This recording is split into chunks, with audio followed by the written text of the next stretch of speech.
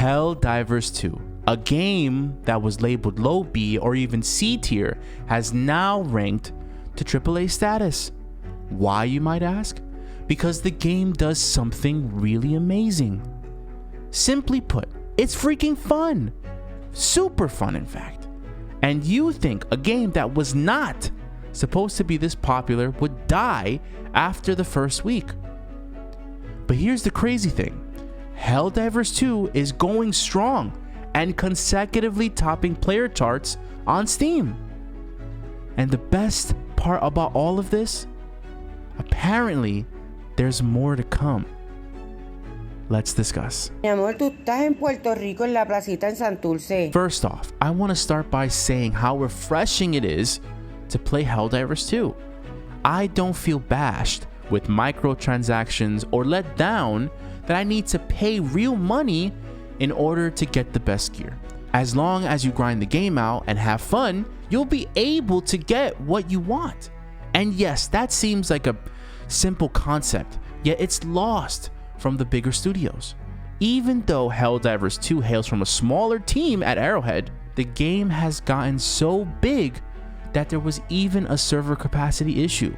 Now hold on, I know a lot of my audience would say that this is a terrible thing, but remember, Arrowhead Studios does not or did not have the same resources that the bigger studios like Bethesda, like Blizzard, etc. have. And even so, was able to get the issue under control in under a week. In a week! Anytime you have a server capacity issue, to be honest, it's not that crazy. In this circumstance, it shows that your game had mad hype. Pair that with a badass CEO who wasn't taking shit from nobody. To me, that reads success. Let's face it, Helldivers 2 is successful where it is right now. It's the top selling game on Steam with a little under 170 active players right now. Under 500,000 at its peak according to SteamDB.info. And get this, the devs want to add more stuff. Remember, this was a $40 game that is at its core an immensely fun co-op shooter experience. And yet the devs, even with all this hype, want to and are willing to add more. They're giving us mechs. Yes, mechs. Giant walking suits of liberty, and I'm hyped. It has been stated by many publications, and even confirming from Arrowhead themselves, that they plan on bringing in vehicles, new weapons, armor, stratagems, and of course, the mechs. The team at Arrowhead have even addressed the metagame right now, making it a focal point to rebalance the game, nerfing and buffing weapons and stratagems. All I'm saying is that it feels like the studio and the devs love and care for their game. There's even been rumors and videos going around the internet of random devs mods coming into players' games and showing up in mechs and vehicles to give Helldivers a fighting chance. That's freaking crazy.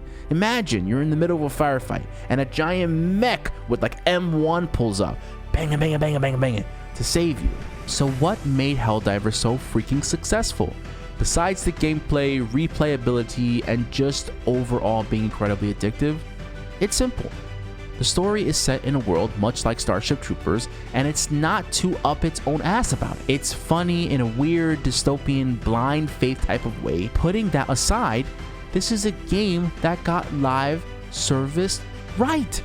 It really feels like we are all fighting in a war on multiple fronts, and social media has taken the game by storm. It's like one big ad campaign. Join the fight to democracy. But it truly feels like we have an impact on its world, and the community is having an even bigger influence on the lore. Signs of bigger and badder bugs, crazy machines being built by the automatons, weird lights popping up from the potential Illuminates, treasonous Helldivers, and so much more. And then it was announced that there's one dev that has an immense amount of control over the warfront, kind of like a dungeon master in D&D.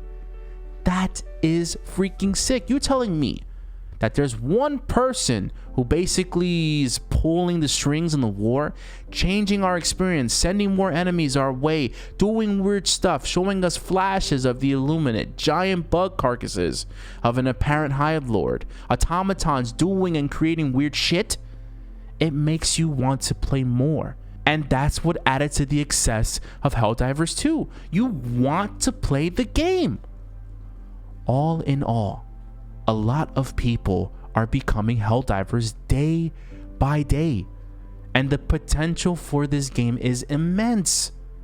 It just goes to show you how you don't have to be a AAA studio or a quadruple A studio this day to put out a fantastic title.